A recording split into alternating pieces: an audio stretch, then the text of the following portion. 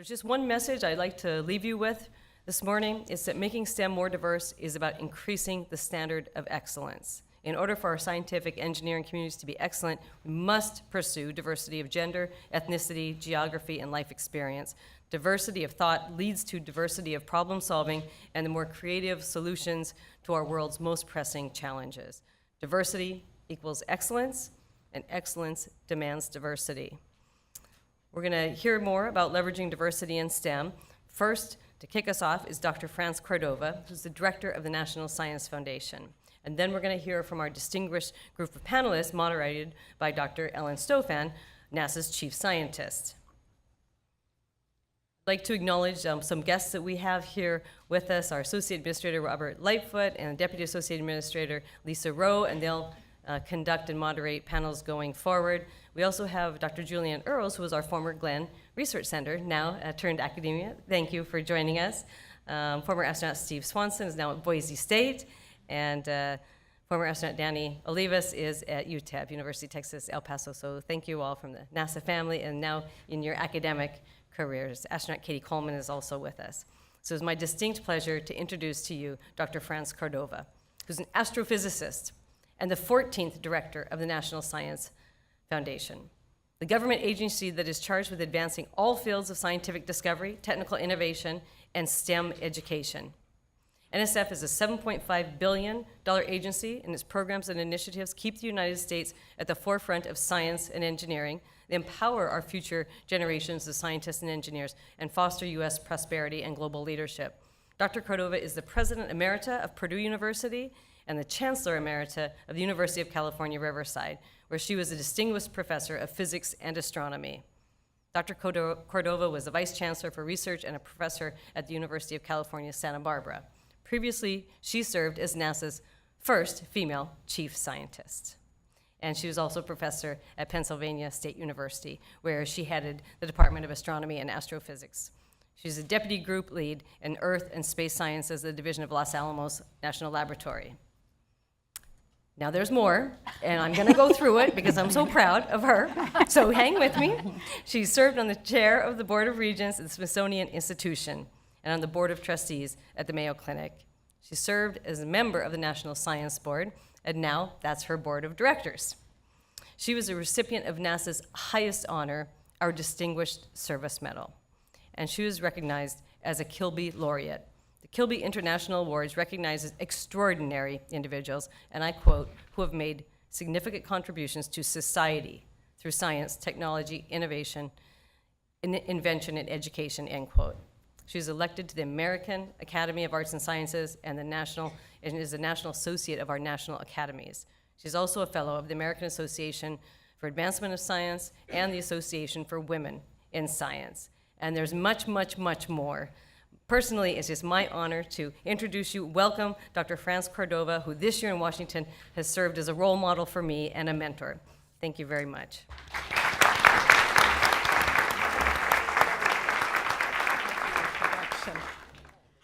Thank you so much, David. That was a lovely introduction. I'm really, really pleased to be here with so many people who are committed to excellence and equity and broadening participation in the STEM workforce. As David said, I was the first woman chief scientist. That was 2 decades ago, and it was in this very room where we did a lot of amazing things at that time, and where we also talked about trying to move the needle on this very important challenge. NSF, NASA, and the White House are all committed partners, as you've seen this morning, in making certain that we develop talent and provide opportunities to people from all parts of our society. Not only because it's the right thing to do, as Congresswoman Edie Bernice Johnson reminded us this morning, but because our nation needs the very best to advance science, technology, engineering, and mathematics. By broadening participation in science and engineering, we can change the outcomes for the economy, national security, and maintaining the United States as a global leader. Diversity of thought, perspective, and experience, we've been hearing from our very fine, wonderful, inspiring speakers this morning, is essential to achieving excellence in the 21st century science and engineering research and education.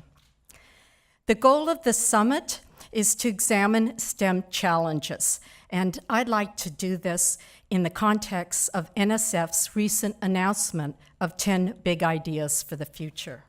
Now, I don't know if I can.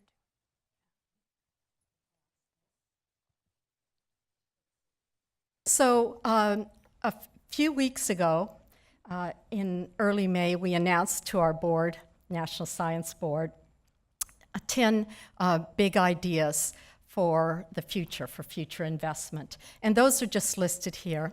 And I thought I'm not going to go through all of them. I'm just going to focus on 2 of them. But I thought just talking for a minute about the notion of big ideas as a motivator is just so important to the challenge that we are undertaking, that is the subject of this 2-day workshop. And NASA is nothing if not about really big ideas. So it was a big idea back in the 1960s that inspired me and so many of my generation to become scientists and engineers. And that big idea, of course, was going to the moon. It was the original moonshot. And it's really difficult to overestimate just how important that moment was to our country, and obviously still is. Now the moonshot is used as a metaphor for all sorts of wonderful big ideas. But it is, it's just really important, and I know NASA is just great about always keeping at the forefront. What's the vision? Where are we going? What is it important to do to raise humanity's sights and make us aspire for the very most that we could possibly conceive of, and even things that we can't conceive of right now that we can just dream about.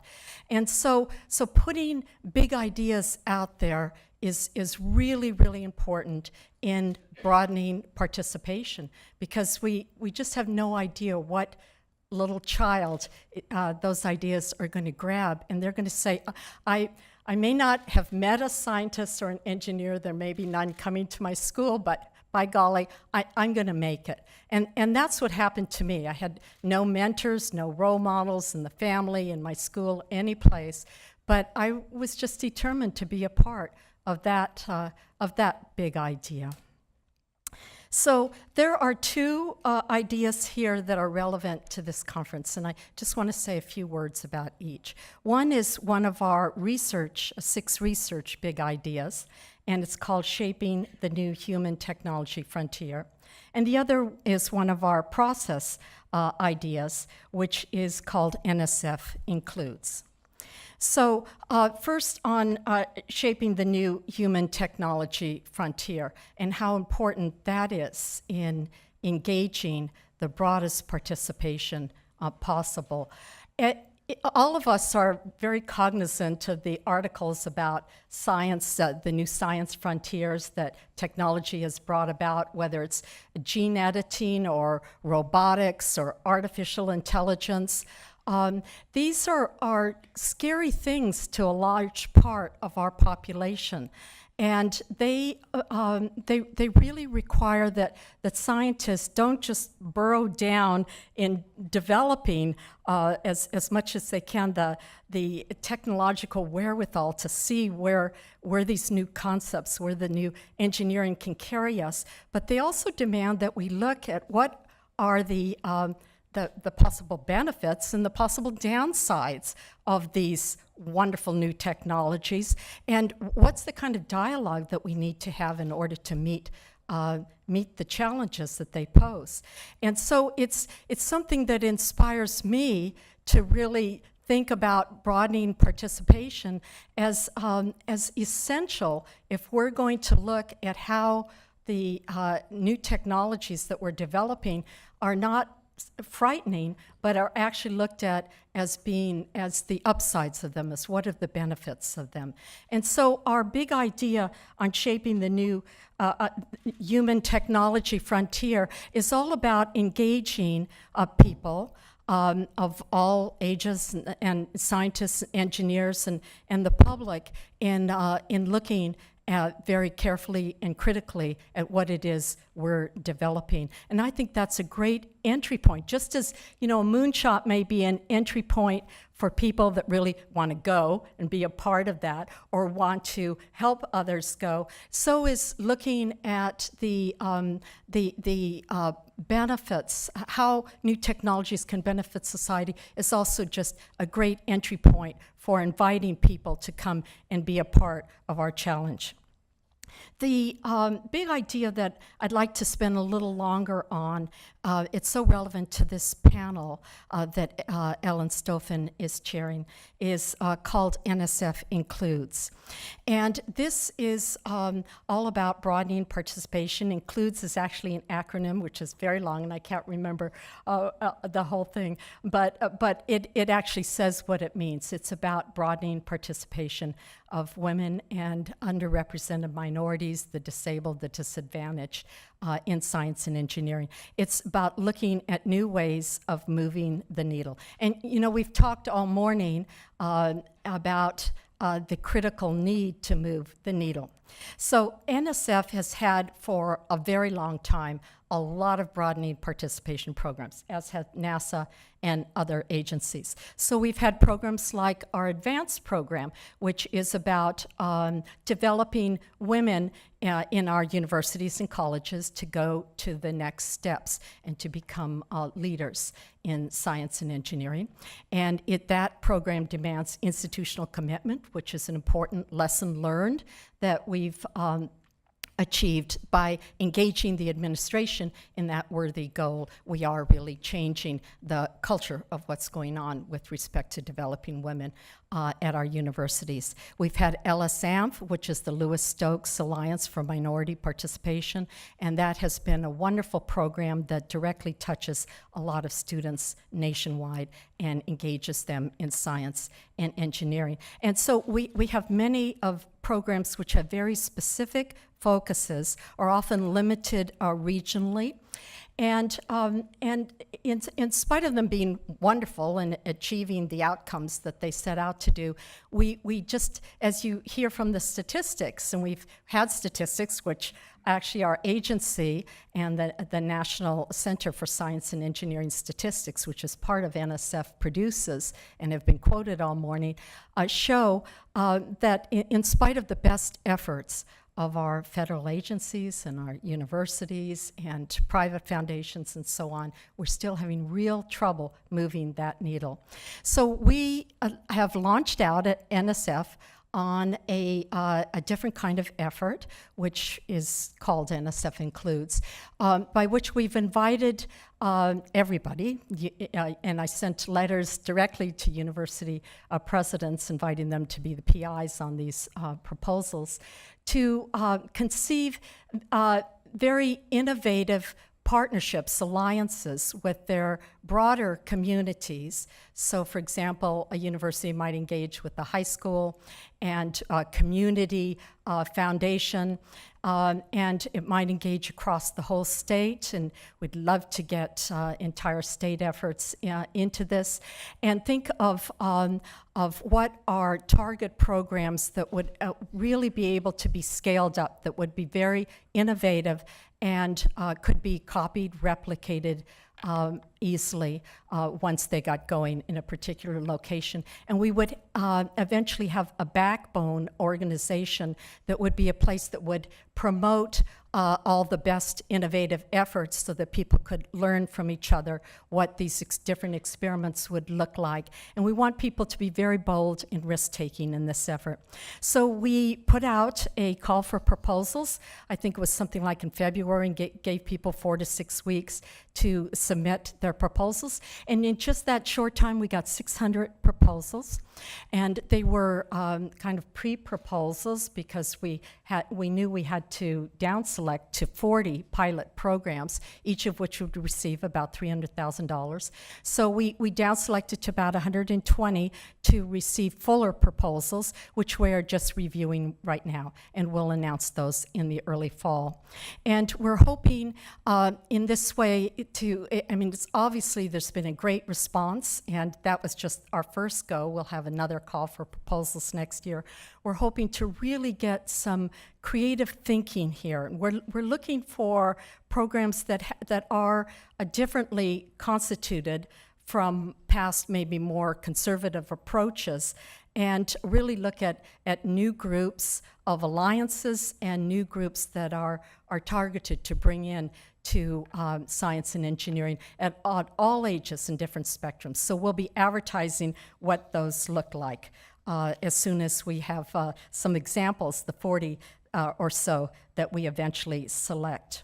So as I said, the most important goal of Includes is to scale, and that's what's been missing in the programs that we funded to date, is that they fall off pretty fast as a function of distance from where they're located. And just think of your own universities, for example. And these we want to really have uptake nationwide. So we're looking forward to partnering with all of you who are either here or watching on some of these on this approach, and seeing where it takes us. So in conclusion, I'd like to paraphrase from an op-ed piece that I wrote for Science Magazine, which appeared just last week. And that op-ed was titled Intentional Equity. And in that, I said that, quote, ensuring global equity for all groups that have been underrepresented in science and engineering research requires personal commitment to action within one's own sphere of influence. It's a call to action we must all embrace. So I'll leave you with that message, the message of intentional equity. We've heard a lot of motivation, and we wouldn't be here if we weren't motivated to really make a change. And the real challenge is not the bigger challenge, it's the smaller challenge that is within each of us to identify what it is in my present job, my present relationships, that where I can make a difference. What can I contribute to?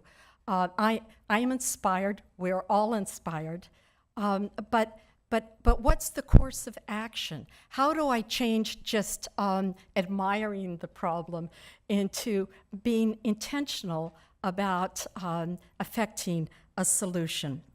So my experience has taken me from being a researcher who was only concerned in the past about doing good research and making scientific discoveries to realizing this larger purpose, that of embracing others in this quest, in this challenge, and the realization that I, no matter who I am or what sphere I have, can truly make a difference. And I think that all of the small differences that each of us can make, if we're intentional about doing them, can add up to one big difference. Thank you very much.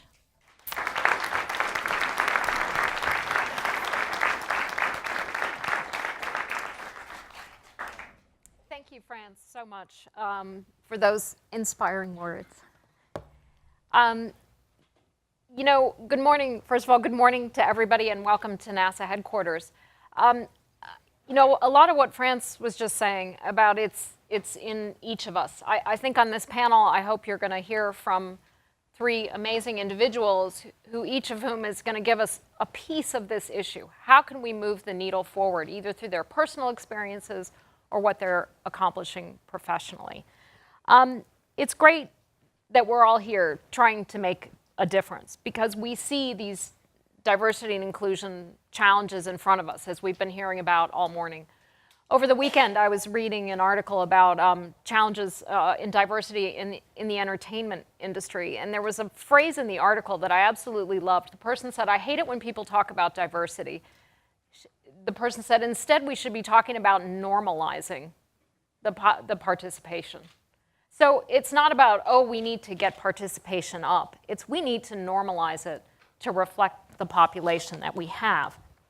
Now, NSF has done an amazing job, and I think that's why we're also in a position to actually start making real strides, because organizations like NSF have given us all this data. And okay, the data are not really what we want to see. When we reflect on the fact that the National Action Council for Minorities in Engineering, or NACME, we know that African Americans make up about 13.2% of the US population, but they only represent 4% of engineering bachelor's degree recipients, and only about 2.6% of engineering faculty. So we've got these numbers. We know that, for example, Latinos represent about 17.5% of the US population, but only 9% of engineering bachelor's degrees, and only about 3.7% of engineering faculty. So we've got numbers. And interestingly, we also have, because of a lot of the research that NSF has done, a lot of what Joe Handelsman was talking about this morning. We understand what some of the issues are. We understand things like implicit bias. So we're at a foundation point right now that I think we can actually start to make real progress. And that's encouraging, despite the fact there's all these discouraging things in front of us. So we might not come up with all of the answers in the next 2 days, but I think we're going to take an active approach to benchmark, collaborate, and strategize on ways to make the industry that we all love, the science, technology, engineering, math, and I'm going to include arts and design because Dave is sitting right here. We've got to take all these fields and we've got to move them forward. We need to move towards normalization. And as everybody keeps repeating this morning, it's because diverse teams work better together, and it's because we are leaving talent on the table. And that's probably the thing that crushes me the most, is we are leaving talent on the table unless we move the needle forward. When you registered to attend this summit, we asked you to list any challenges that you face at your institutions in terms of diversity and inclusion in STEM. And there were a lot of common themes across the board that we heard back from you. The larger themes include diverse student recruitment and retention, and diverse faculty hiring and retention, which is consistent, again, with the NACME and the NSF data that we've seen. One of the good things about the challenges that we face in STEM is they're not impossible to achieve. And again, we're at a point where we have actual research-based solutions, and that's why I think NSF's Includes program is also so exciting. Let's move together, let's make sure our solutions are research-based, and let's start to make progress. We have 3 panelists with us here today with various expertise to help start this much needed dialogue on some of the diversity and inclusion challenges that we face, but also the opportunities. And to me, when I look at people like our first panelist, Alice Bowman, Alice is the New Horizons Mission Operations Manager, or MOM, from Johns Hopkins University Applied Physics Lab. And for those who maybe somehow missed the fact, we flew by the most amazing planet in the solar system, dwarf planet in the solar system last summer called Pluto. And this feat, 9 years to get there, going over 30,000 miles an hour when it flew past Pluto, really an amazing engineering feat. And Alice was right at the center of it all. A woman, girl power. Our second panelist is Michelle Manuel. Michelle is a professor of materials science at the University of Florida. And if you have time to corner her, I urge you to in the next day or so, because she's doing amazingly cool research on self-healing materials, really cool futuristic kind of stuff. I met Michelle earlier this year when she came to NASA headquarters because she had received the highest honor that we can give in the government for scientific achievement, and that's the Presidential Early Career Award for Scientists and Engineers. So we're glad that she's here to talk with us today. And our last panelist is Constance Thompson. Constance is the Director of External and Government Affairs for the National Society of Black Engineers. and she made it here from Atlanta this morning, which we're really thrilled about, that she got here on time. So please join me in welcoming our panelists, and we're going to hear from each of them in turn.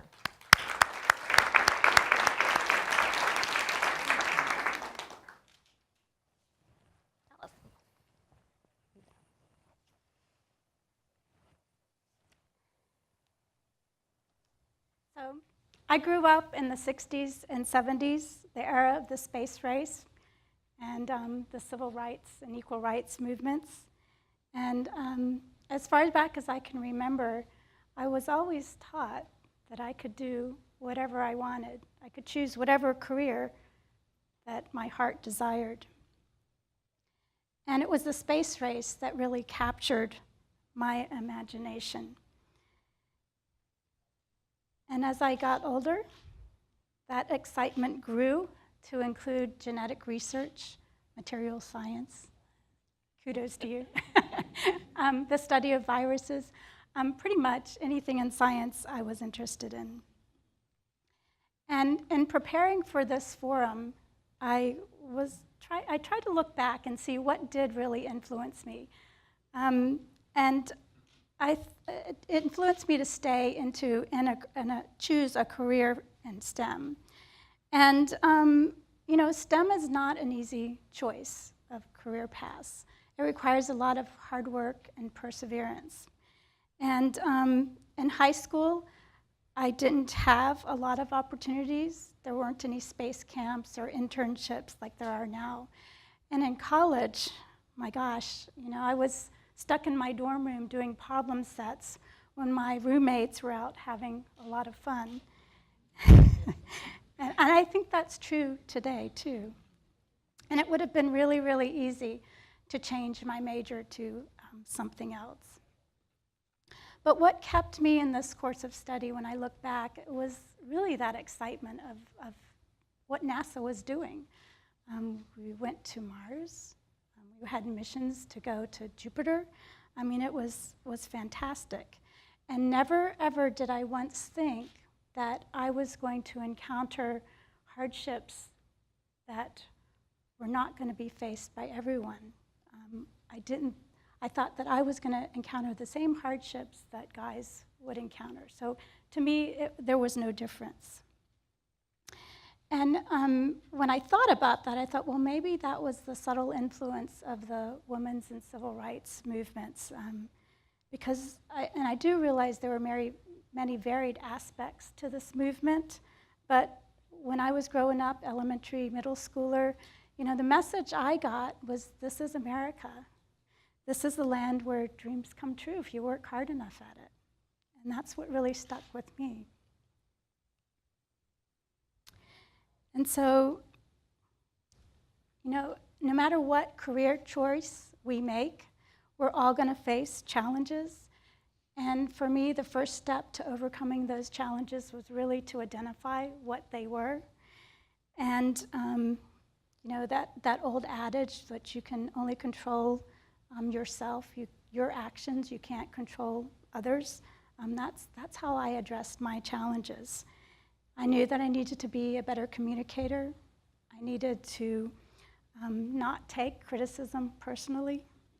I needed to gain the respect of my team and my management. And I worked really, really hard to improve those things. And it turns out that hard work and overcoming those challenges was critical when we faced some of those same challenges on the New Horizons mission, whether it was overcoming the unexpected anomaly that occurred 10 days before we flew by Pluto, or whether it was recounting or showing the whole world that we had actually succeeded in our flyby when we had 15 minutes to get that signal from the spacecraft as it was finishing up Pluto. So I'd also like to say that on a larger scale, we really appreciate the diversity that our team has. The Applied Physics Laboratory where I work promotes diversity across all teams. And it's not only the diversity that you can see, but it's that of thought, of background, of experience. And this is really what led our team to be much stronger and innovative when we encountered those problems that we encountered along the way to Pluto. And we had our flight controllers working side by side with co-op intern students. And they had the feeling that they were contributing as much to the effort to get us to Pluto as our long-term team members. And I'd like to share something with you that was especially meaningful to me. I'm going to just put all these slides up. And this was from one of our co-op intern students who had to write a paper at the end of the semester. And I had the pleasure of him showing it to me before he turned it in. And I felt this really gladness in my heart because we'd really achieved that diversity, that acceptance of new ideas. And he said, "I don't feel like I was treated as an intern, the kid that was tagging along and doing busy work, or just a dumbed-down version of the work that the other flight controllers do. I went through the training to do the work that they do. I was put on the same list they were. I was talked to in the same way they were. I was given responsibility and tasks that they would do themselves or have done themselves. I was treated like a real member of the team, even knowing that my time would be limited. I contributed. This made me feel extremely comfortable from day one, and I gained the most from this experience that I could have." So STEM is not an easy field, but it's extremely rewarding. We need to make our students aware that there will be challenges so that they are not surprised. And just like with athletes, we need to provide them the support system that will get them through these challenges and the training to perfect their skill.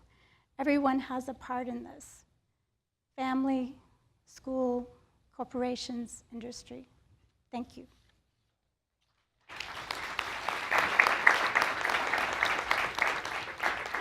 Alice, you talked about having that student come who you sort of mentored. How important was mentoring to you?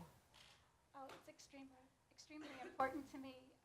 When I was growing up, I didn't really have any mentors, just like our speaker keynote had said. And it's great to be able to reach out and to help somebody try to decide what they want to do, to give them that encouragement. And I think that my road would have been a lot easier if I would have gotten that. I've gotten the encouragement from my family, but from another scientist or a person that was engineer that was going to be in the field. So I think it's extremely important. So it's a great honor for me to be here. Thank you for inviting me. I grew up probably about a generation after the Apollo mission. So my first image of NASA was Challenger. That's what I remember as a grade school student. And that, to me, was inspiring as the potential to make a change, to do something different, maybe a culture change, a climate change. So I went into engineering largely because of that, and my father was also in the military. He never had a college degree, but I was raised around airplanes and fighter jets, and that was my everyday life. I went to undergrad at the University of Florida, majored in engineering as well, and started the co-op program with NASA at NASA Goddard. So I started that my sophomore year, and I continued through the co-op program all the way through graduate school. And even today, I collaborate with my co-op advisors. They've been tremendous in my career advancement. They wrote my letters of recommendation to get into undergrad, to grad school. Some of them wrote letters of support for my PCASE award as well. So you'd be surprised how people come back and reach back and help you. In graduate school, I was honored to receive the Harriet G. Jenkins Fellowship Award, and Dr. Jenkins is with us in the audience, so it's my great honor to be here in your presence. Thank you so much. It is opportunities such as that fellowship program, and fellowship is really the key word to it. We felt like a cohort of students. There were issues that we're all struggling with in graduate school and had no one else to talk to at our institutions possibly. And it is through those programs where we can relate to each other, speak to each other, find solutions that maybe we couldn't find at our home institutions, and also societies like NSBE that really foster a friendship that go a long way. So as a graduate student, I felt powerful and powerless at the same time. Powerful that maybe one day I could make a change, but powerless because I was seeing incidences of racism in my department, of sexism in my department. And everyone would say, as a grad student, this is not your concern. You can't do anything about it. You have no rights. You have no power. Wait till you become someone someday and do something about it. So I've been waiting to become someone someday because I still don't have any solutions. As assistant professor, I went into the ranks of assistant professors right out of graduate school. Everyone said you needed to do a postdoc. I had some colleagues who said, don't worry about what everyone is saying, just go ahead and apply. And I applied, and that was a watershed experience for my department. It wasn't a really popular motion that someone's coming straight out of graduate school into the department. But I had a lot of supporters. I had definitely, because of that, imposter syndrome. And come to find out that everybody has imposter syndrome. But as assistant professor, I thought it was only me. The nice thing about it being an assistant professor, you're slightly sheltered. So everyone says, you know, there's lots of politics in the department, in the college and the university, but keep your head down and just do your work. You'll get there and it'll be okay. So I followed that advice, and that got me pretty far. I had my first child before tenure. Then I received tenure. And then I felt like I was introduced to a new club. And this club wasn't actually as friendly as the previous club. Because everyone knew don't mess with assistant professors. But associate professors and full professors are, I think, open game.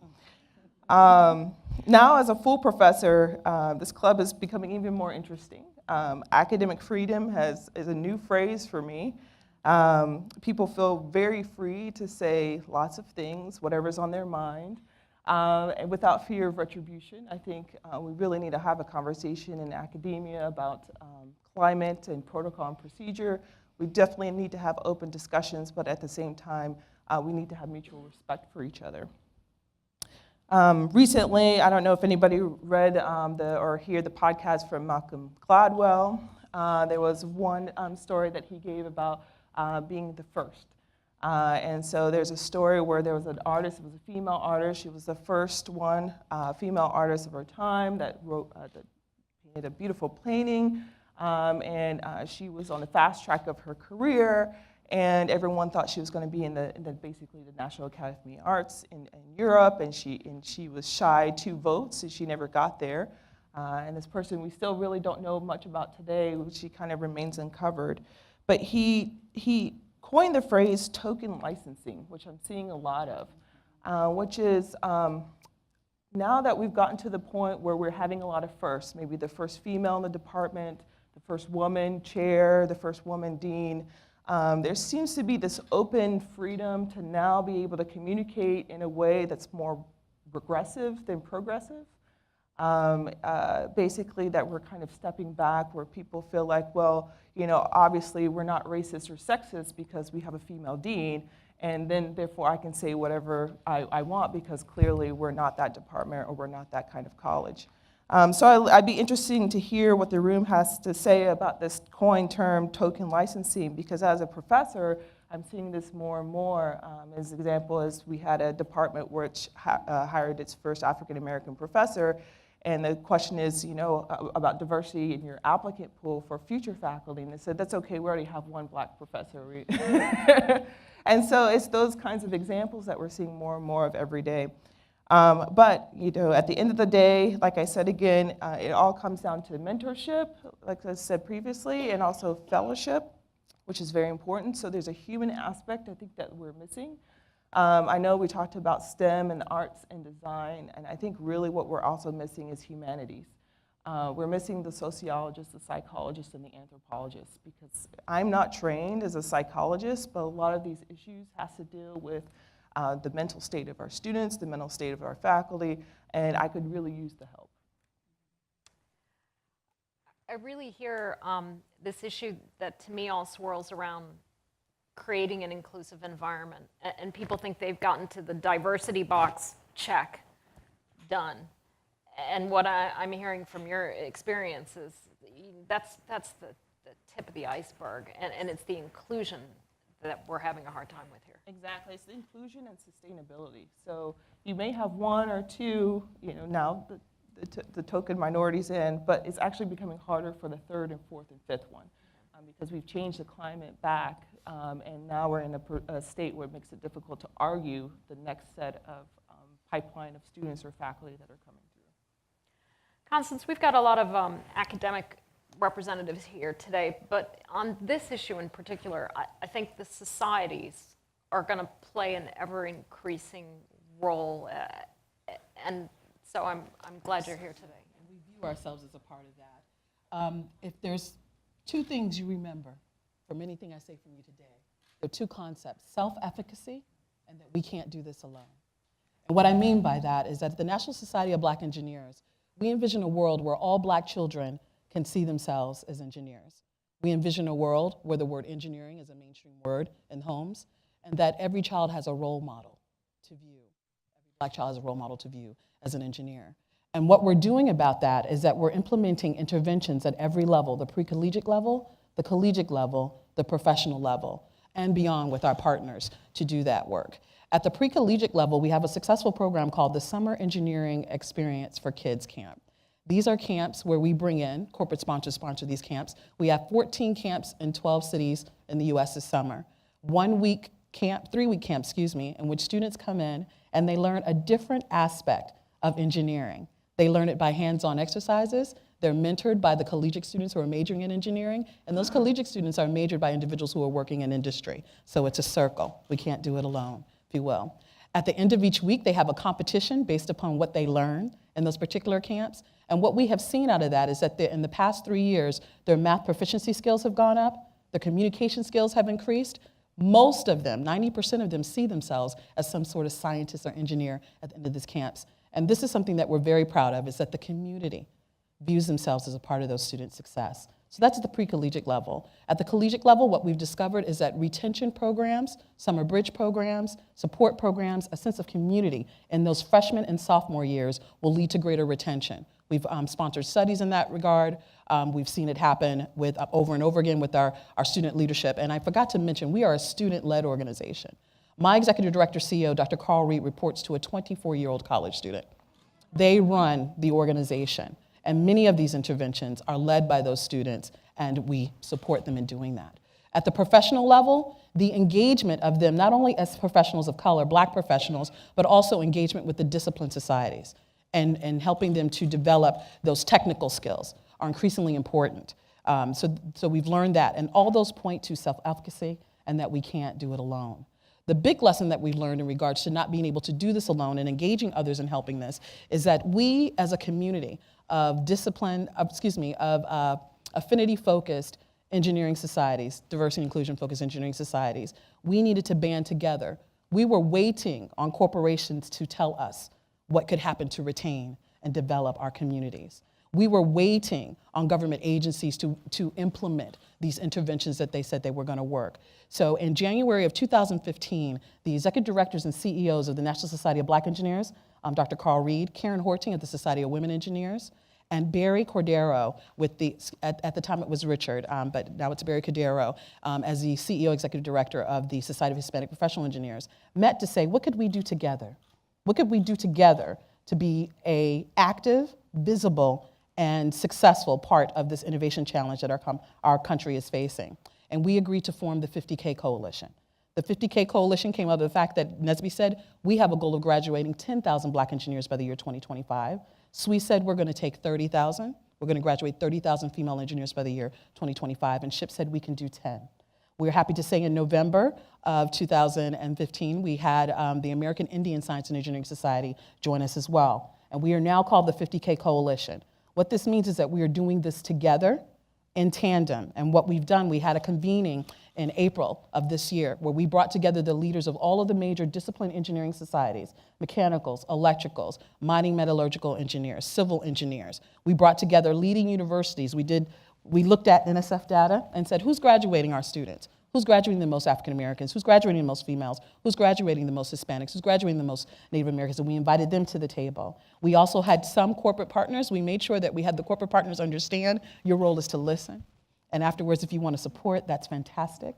But this is our community. This is us coming up with a solution. And we formed the 50K Coalition. Out of those organizations, over 43 of those organizations said they signed a pledge that they are going to help graduate 50,000 Black, Hispanic, Native American, and female engineers by the year 2025. What they've done, the action, and this is what's key, is that each one of them have said, we've asked each one of them, we've taken a collective impact approach. We've asked each one of these organizations, what programs are you doing now that you're measuring, that you believe is gonna get you to graduating 50,000? And they've submitted those. They've also agreed, we created an agenda. We have 5 major agenda items, I can tell you about that later, and we have 5 major metrics. They've agreed that for the next, up until 2025, they are going to measure these programs based upon these agenda items, as well as these metrics that we've created.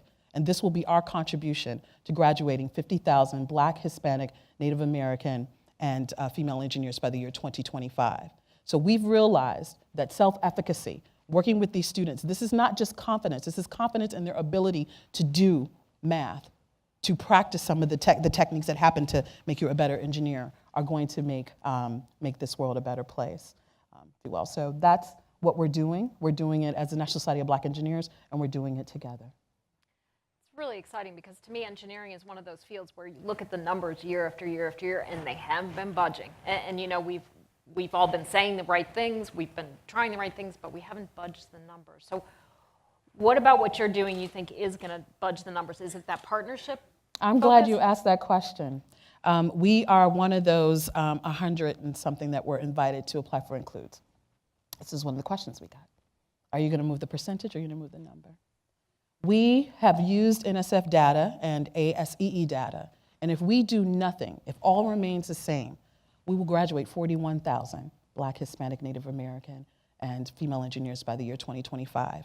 We believe that collectively, that if we're all pointing towards the same vector, the same goal, that we're all measuring against the same agenda item and metrics, we will get beyond 50K if we're all doing that. And a critical part of this is called a collective impact approach. Many of you may have heard this in kind of more community organizations. They use this approach. Let's all get together, say we're gonna get together to do the same thing. We will rework the problem, we'll re-engineer the process if things aren't going towards the right level. So we are about moving that number forward. We believe the data proves that if we remain doing nothing, we're gonna reach 41,000. So imagine if we're all pointing towards the same vector, the same point, that we're going to do this together and we're going to retweak. We believe we're going to get beyond 50K. Questions from the audience? I think we've got microphones at the front of the 2 aisles.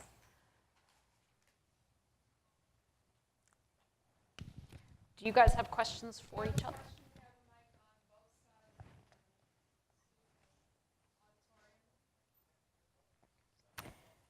Now, we know while the, oh, okay, somebody's coming.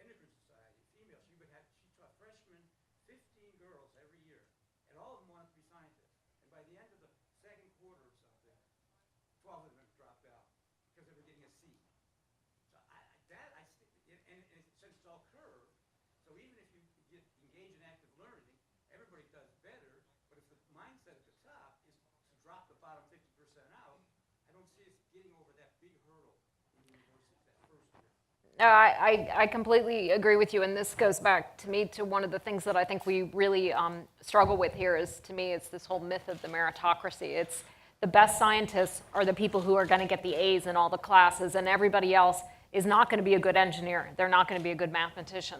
And I'm curious for our panelists how they feel about that, because to me, this is one of the things that's the most frustrating. Again, we're leaving talent on the table by saying, if you're a good test taker in this subject, you're going to be the best scientist. And to me, I mean, come on, history shows that that's actually not true.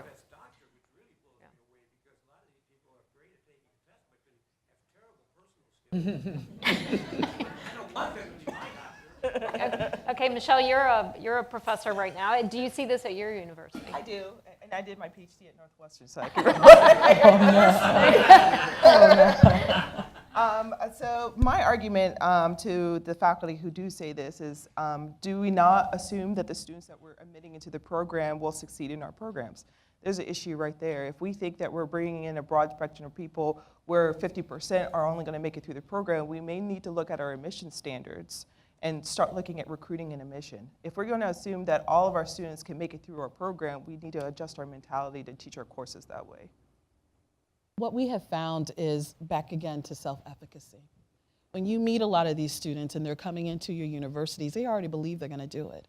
Many of our students from underrepresented groups already know that there are going to be barriers and challenges, so their level of self-efficacy and also the traditional sense of confidence is already there. What we found makes the difference are these Office of Minority Affairs, these Office of Diversity and Inclusions on the college campuses.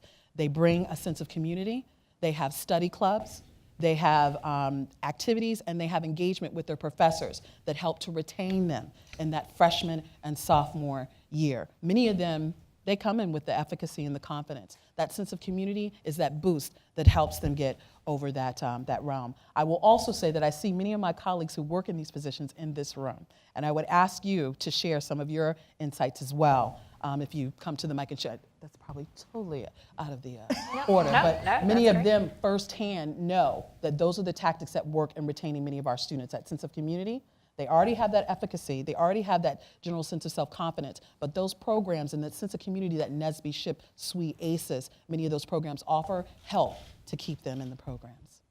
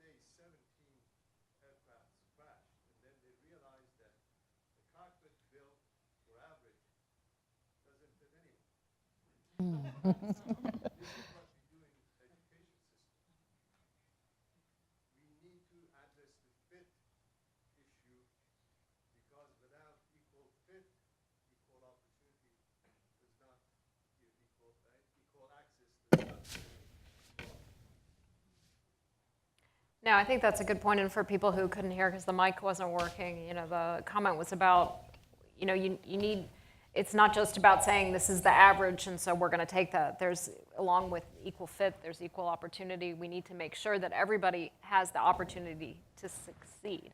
And I think that are some of the best practices that we'd really like to bring out over the next few days, or what are your organizations doing to say, how can we let women and people from underrepresented groups who don't see themselves as a scientist, who no one has ever said to them, you know, you could be an engineer, who's never said, I see a person who looks like me on a TV show, who's a computer scientist, who's helping solve climate change, who's helping people get to the moon.